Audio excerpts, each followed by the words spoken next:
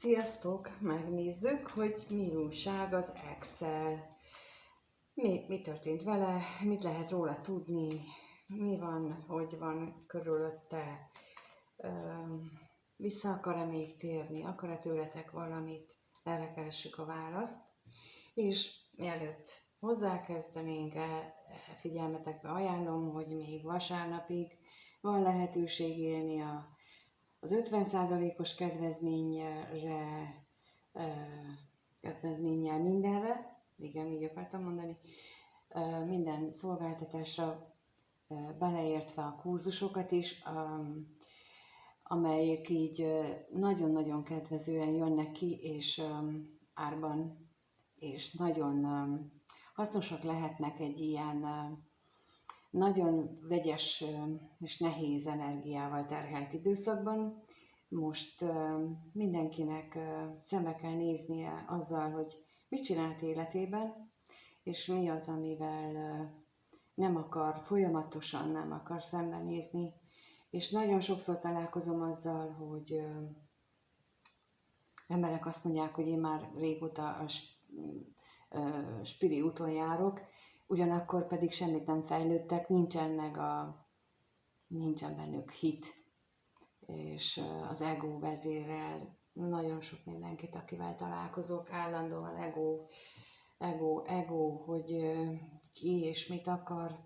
Úgyhogy én ebben tudok segíteni, mert rögtön érzékelem ezt a túltengést, és ez az első lépés, az őszinte út ahhoz, hogy valóban megtaláljuk a szeretetet, az igazi szeretetet, és hogy ránk találjanak.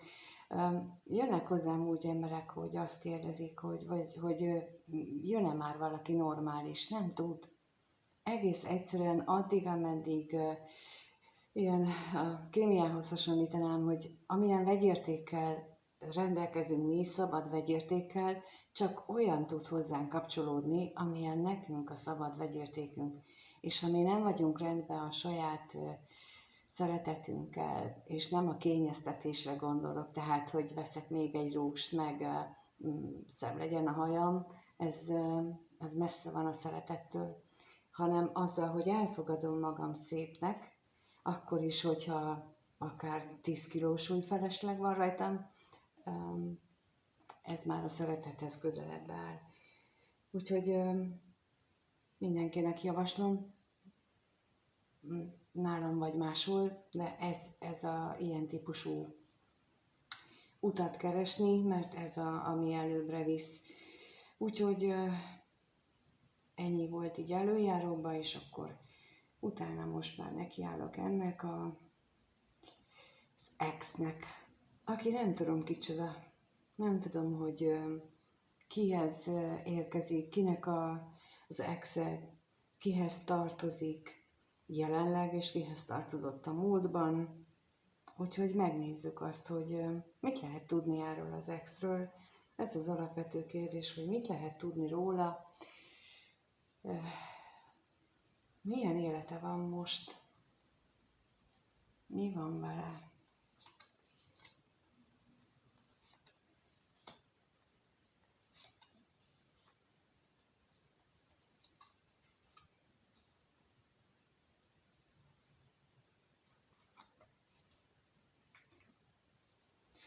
Nos, úgy látom, hogy ő legalábbis szavakban megpróbál eltávolodni egy kapcsolattól, amit már nagyon hamisnak érez, amit úgy gondol, hogy tele van nehézségekkel, tele van akadályokkal, illetve az ő életét akadályozza. De lehetséges, hogy a kapcsolaton belül akadozik a kommunikáció, lehetséges, hogy folyamatosan félreértik őt, lehetséges az is, hogy szándékosan félreértik, vagy szándékosan magyarázzák az ő kijelentéseit eltorzítva, szándékosan fordítják ellene. Lehet azért is, mert például lehet olyan függősége, amivel mondjuk ebben a kapcsolatban, amire ő most éppen gondol, vagy amivel összefüggésben itt megjelennek a lapok, hogy ott egyfajta függőséget él meg, ami lehet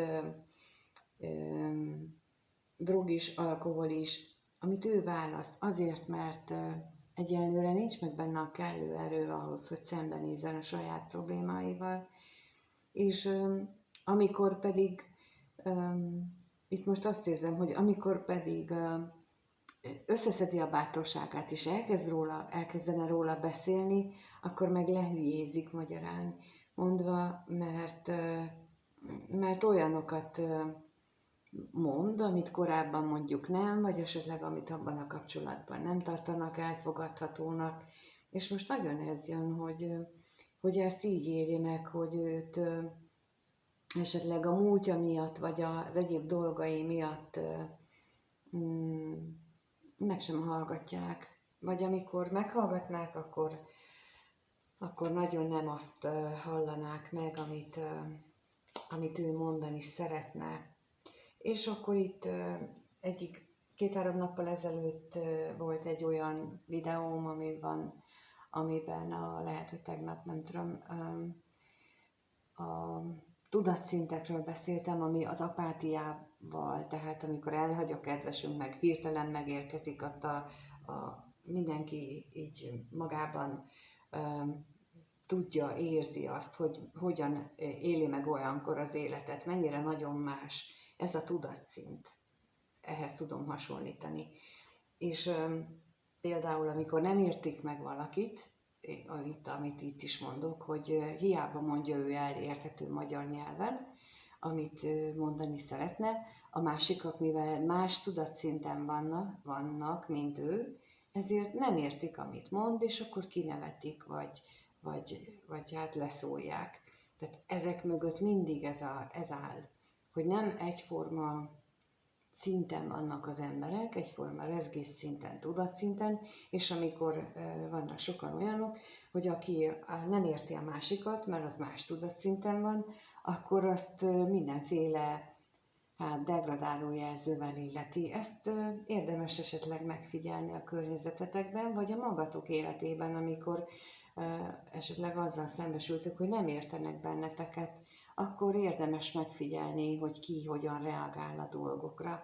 Ez egy ilyen jó játék volt, amikor ezt így felfedeztem, hogy a dolgok mögött ez áll, és akkor így elkezdtem így figyelgetni, meg visszagondolni a dolgokra is, és akkor rájöttem, hogy ez bizony így működik tényleg. Nem csak amit olvastam, megtanultam, hanem a saját életemben, meg a másikét figyelve is arra jutottam, hogy azért nem értjük meg egymást, mert nem egy tudatszinten vagyunk, nem egy rezgés szinten vagyunk, akik aktívan gyakorolják a szeretetet például, akik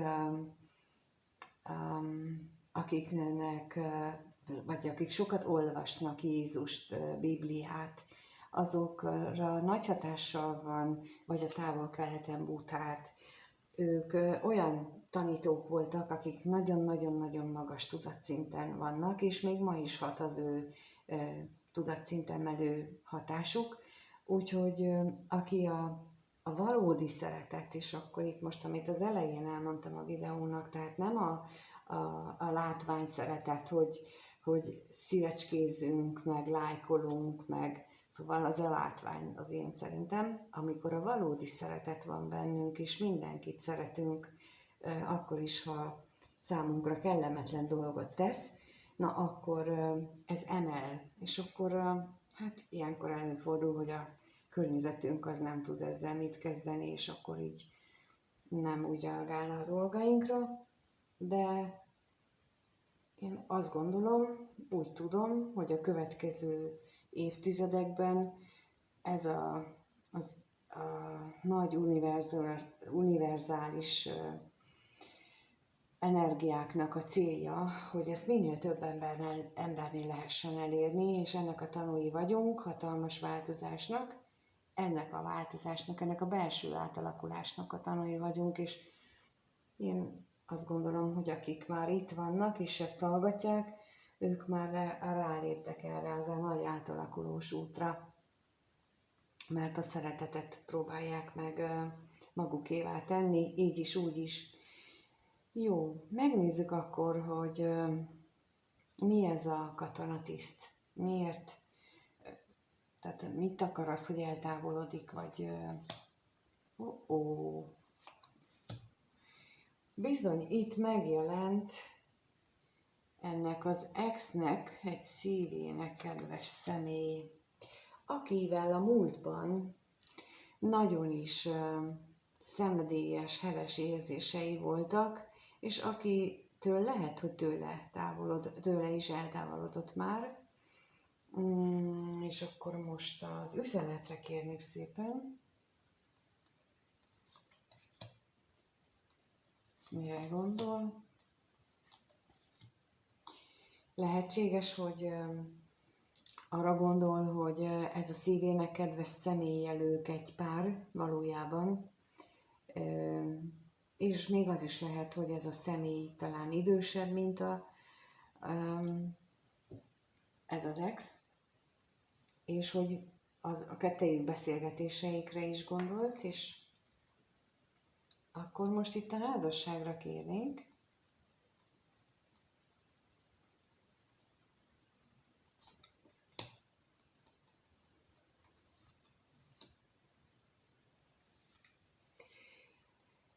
Most amennyiben arról van szó, hogy ez a kapcsolat, amelyikben őt nem értik meg, az a múltban volt, és ezt a kedves személlyel volt, hogy ők nem értették meg egymást, akkor erre látjuk azt, hogy ő ennek ellenére mégis nagyon sokat gondolkodik, hogy ő elváltak, hogy ők külön vannak, de ott van még a szeretet. Amennyiben viszont nem erről van szó, hanem arról van szó, hogy ennek az exnek az életében van most egy másik ilyen kapcsolat, ahol ezt éli meg, hogy őt nem értik meg, viszont van neki egy olyan személy, aki a múltjából jön, akár te is lehetsz, és akivel gondolatában ő egy párnak érzi magát, akkor pedig azt gondolja, hogy annak ellenére, hogy itt a vállás megtörtént közöttük, ennek ellenére mégis ott van a szeretet. És bármilyen egyéb kapcsolat is állna közéjük, ez a szeretet érzése azért mégiscsak itt van közöttük. Mert hogy ott van neki a gondolataiba, a mindennapjaiba, és lehet, hogy ez ad neki erőt, ha arról van szó, hogy van jelenleg egy kapcsolata, vagy egy olyan környezete, ahol, amit az előbb mondtam, hogy nem értik meg. Biztos, hogy van itt a nézők között olyan személy, akinek ez szólt, és olyan is, tehát akinek jelenleg is van egy olyan környezet, ahol nem értik a szavát, mert elbeszélnek egymás mellett, akkor ő neki ott egyfajta vigaszt jelent ez a szívének kedves személy, akivel lehet, hogy jól megértik, vagy akivel tud beszélgetni, aki érti az ő mondandóját. Na, és akkor megnézzük azt, hogy te vagy-e vajon ez a szívének kedves személy, mert hogy itt azért kijött a múltra való utalás is, úgyhogy még az is lehet, hogy te rólad gondolkodik így, vagy te veled kapcsolatban vannak ilyen gondolatai, úgyhogy a kérdés az az, hogy ez az ex mit gondol a nézővel kapcsolatosan? Mit gondol azzal, aki a nézők között van, azzal a személlyel kapcsolatban? Mit gondol? Milyen gondolatai vannak ennek az exnek a nézővel kapcsolatban?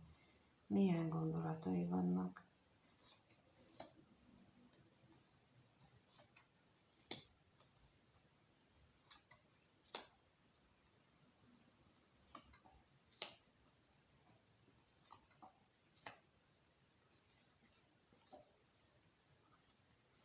egyes esetekben lehet, hogy idősebb vagy, mint ő. Lehet, hogy sokkal idősebb vagy, de az is lehet, hogy vagyoni különbség van közöttetek, és ez őt nagyon is elbizonytalanítja. Nagyon bizonytalaná teszi, hogy közeledhet-e hozzád, vagy hogyan közeledjen hozzád, és az is eszébe juthat egyébként, hogy vajon miért intézte úgy az élet, a sors, hogy külön kell lennetek, hogy külön utakon kell járnotok. És akkor itt most a katonatisztre kérnék szépen.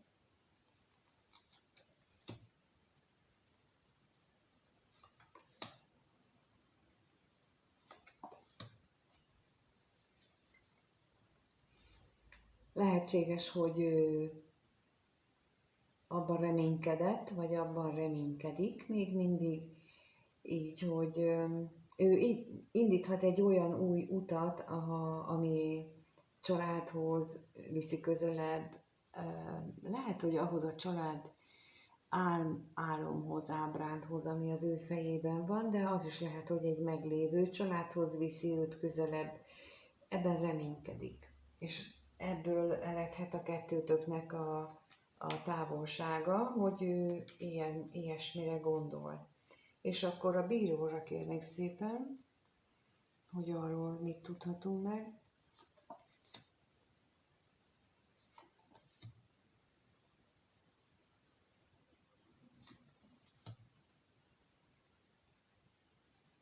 Az is elképzelhető, hogy a múltban, amikor ti találkoztatok, akkor hát ez egy ajándékkapcsolatnak indult, viszont nagyon sok nehézség jött közbe. Elképzelhető, hogy vita is volt köztetek. Talán amiatt is volt vita köztetek, hogy elképzelhető, hogy nem értettétek meg egymást, és akkor itt visszautalok arra, amit mondtam az előbb, valószínűleg jelentősége van, hogy gondoljátok végig, hogy tényleg megértettétek-e őt. Amikor néha azt olvasom, hogy hiába mondjátok el neki, ő nem érti, vagy nem hallgat meg benneteket, akkor lehet arról szó, hogy nem egy szinten rezegtek, és nem érti meg, amiről beszéltek. Nem jut el a tudatához, nem azért, mert nem akarja. Egész egyszerűen így vagyunk beállítva, és ez nagyon fontos, hogy tudjuk, és megértsük, hogy a másik személy milyen szinten rezeg. Ez például én minden alkalommal, amikor valakivel beszélgetek közületek, vagy akik megkeresnek engem, ezzel én minden alkalommal szembesülök, hogy mennyire más-más rezgés szinten vagyunk, más tudatszinten, és bizony hiába tudom ezt így aggyal, mégis előfordul, hogy úgy beszélek, hogy nem értenek meg engemet, és ezt utána szoktam rájönni, hogy később vettem észre azt, hogy más szintre kellett volna kapcsolni. Ezért lehetséges az, hogy itt vagytok, és valamit át tudok adni a gondolataimból, mert azért valamilyen szinten tudok mozogni a különböző tudatszintek között. Nem tudom, hogy csinálom, hogyan működik ez, de ez valahogy működik nálam. És az egyéni beszélgetéseknél is ez időnként jól megy, máskor meg annyira nem. De így én naponta szembesülök ezzel, hogy ez létező dolog, tehát nem csak olyan leírt könyvben és tanuld meg, hanem hogy tudom, hogy így van. És hogy valamikor egy dolgot 3-4-szer körbeírok és körbemondok, azt azért is szoktam tenni, hogy különböző szinteken próbálom megfogalmazni, hogy át tudjam adni a másik személynek. És itt is a videóban is azért szoktam egy dolgot különböző képpen megfogalmazni, mert pontosan ez a cél. És visszatérve oda, hogy itt azt látom, hogy ő azt érzi veled kapcsolatban, hogy a múltban lehet, hogy ti is elbeszéltetek egymás mellett, úgyhogy ez, amit mondtam, hogy érdemes végig gondolni, ilyen szemszögből is, hogy például hogyan történt ez nálatok, és akkor az özvegyasszonyra is kérnék szépen még, hogy ezzel kapcsolatban mit tudhatunk meg.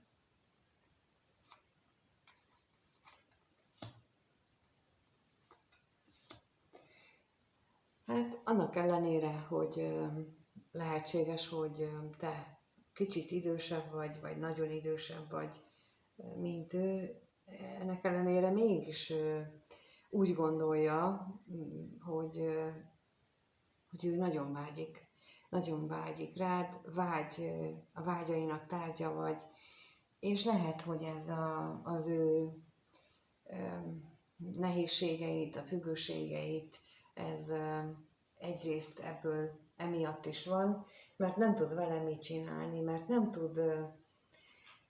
nem tudja ezt így az eszével hova tenni. Már egyébként lehetséges olyan is, hogy a korábbi kapcsolataiban, vagy más kapcsolatokban ezt eldöntötte észre, hogy jó, akkor befejezzük ezt a kapcsolatot, és akkor kész, be is fejezte.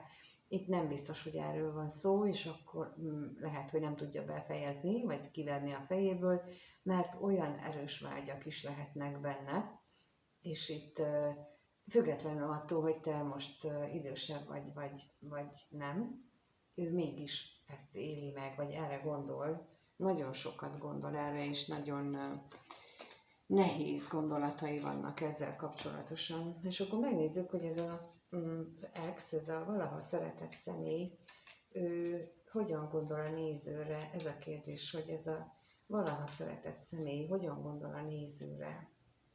Hogyan gondol a nézőre?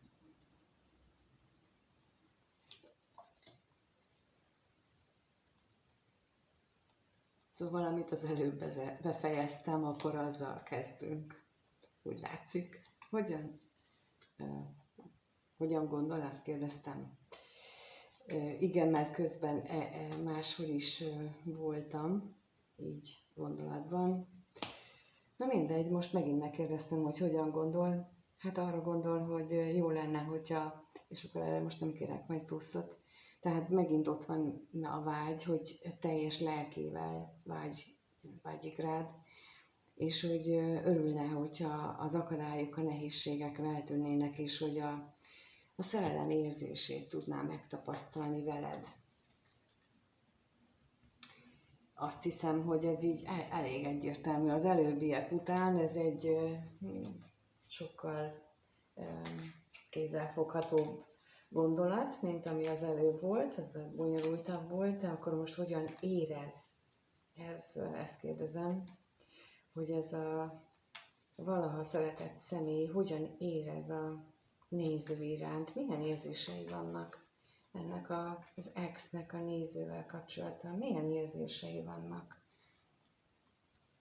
Milyen érzései vannak a nézővel kapcsolatban? Milyen érzések vannak benne?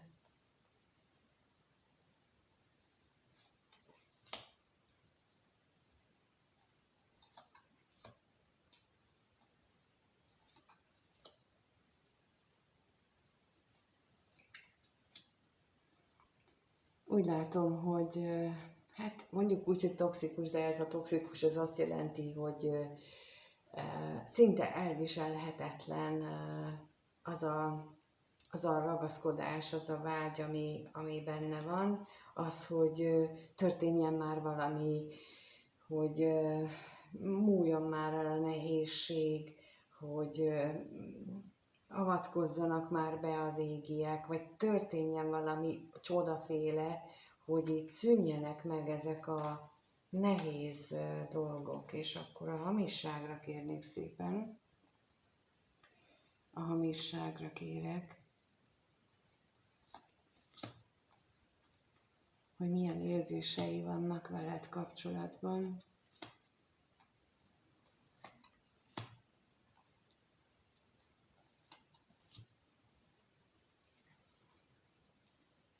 Nagyon fél a magánytól.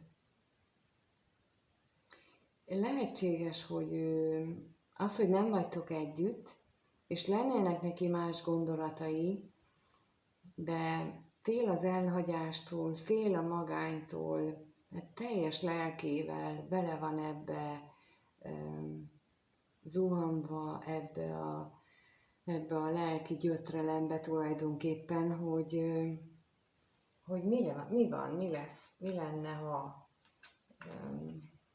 De akkor még megkérdezem itt a vállást, a halált.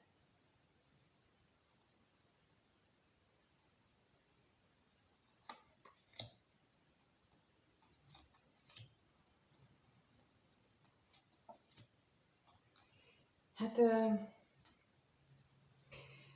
a halálra, tehát a változásra az jött ki, hogy hát így az utánad való vágyakozása az a legek, tehát a legnagyobb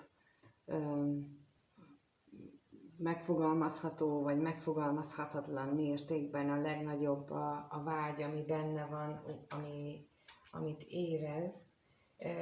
Utánad, vagy pedig az, hogy változzanak már meg a körülmények, és ez a sok nehézség tűnjön el, de akkor itt most az ellenségre kérnék szépen.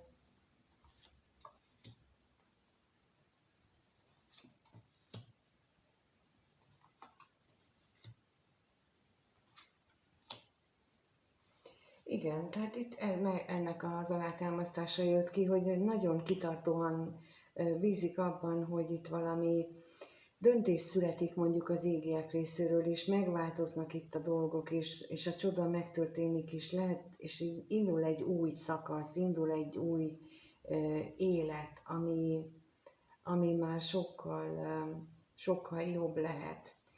És az jutott az előbb közben eszembe, hogy nem véletlenül raktam ki azt a második gondolat, hogy mit gondol rólad. Az, mint ahogy mondtam, egészen más gondolatát mutatta meg, mint amit előzőleg. Tehát előzőleg volt benne a gondolataiból az jött ki, hogy mennyi problémával szembesül a gondolati szinten, de a másodiknál pedig az jött ki, hogy mennyire vágyik rád, és mennyire vágyik arra, hogy a jót megéljétek, és itt megint az érzéseknél erről beszélnek a lapok, hogy ő benne nagyon nagy a vágyakozás utánad, és hogy azt kívánja, bárcsak megszűnnének már ezek a terhek, amelyek titeket elválasztanak. És lehet, hogy mondjuk itt most nem jött ki a szerelem így direktbe, de ott az előbb azért igen. Tehát, hogy ő már a gondolataiban is megéli az érzéseket, tehát már nem akarja eltagadni olyan mértékben, ahogy esetleg régen tette. Tehát egy nagy fejlődésen megy most éppen keresztül ebből a szempontból, és megnézzük azt, hogy mire számíthatsz tőle, akar-e, feltételezhetőleg akar az eddigi lapok alapján, de hogy a közeljövőben akar-e irányodban nyitni. Úgyhogy a kérdés az, hogy ez az ex-nek a következő 1-2 hetes időszakáról mit tudhatunk meg, a néző felé milyen szándéka lesz, fog-e közeledni hozzá, akar-e közeledni hozzá, ez a nagy kérdés.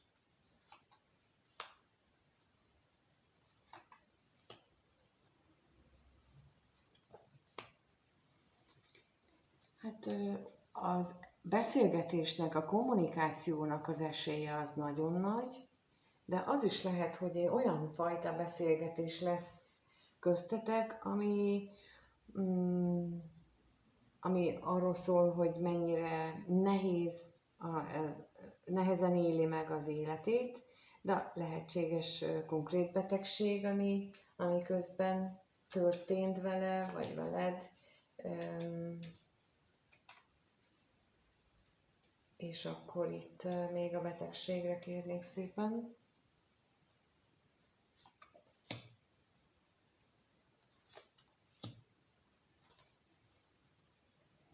mint hogyha a sors játszadozna vele. Itt is azt érzem, azért is nem folytattam, mert hogy azt látható, hogy még mindig egyedül kell megküzdenie, és ez bizony az ő sorsfeladatához tartozik, hogy még nem hajlandó szembenézni azokkal a nehézségeivel, amit bizony le kellene győzni. Például a felelősségvállalás, például az, hogy betartom az ígéretemet, és amikor ez így nem működik, akkor bizony érkeznek a pofonok az élettől. És akkor most az özvegy férfira kérdezek rá.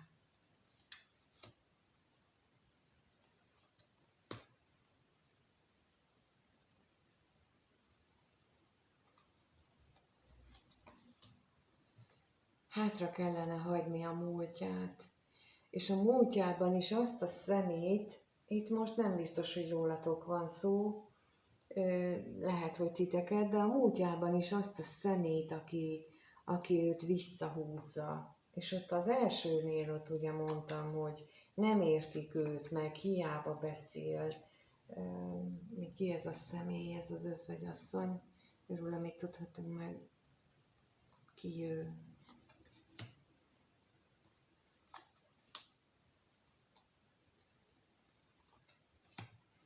Lehet egyes esetekben, hogy egy társ, vagy a gyermekei anyja, vagy az ő anyukája, minden esetre egy olyan személy, aki lehúzza energetikailag is, vagy aki olyan módon kezeli, olyan módon viszonyul hozzá, hogy az őt, ezt az exet egy ilyen negatív állapotba taszítja újra és újra.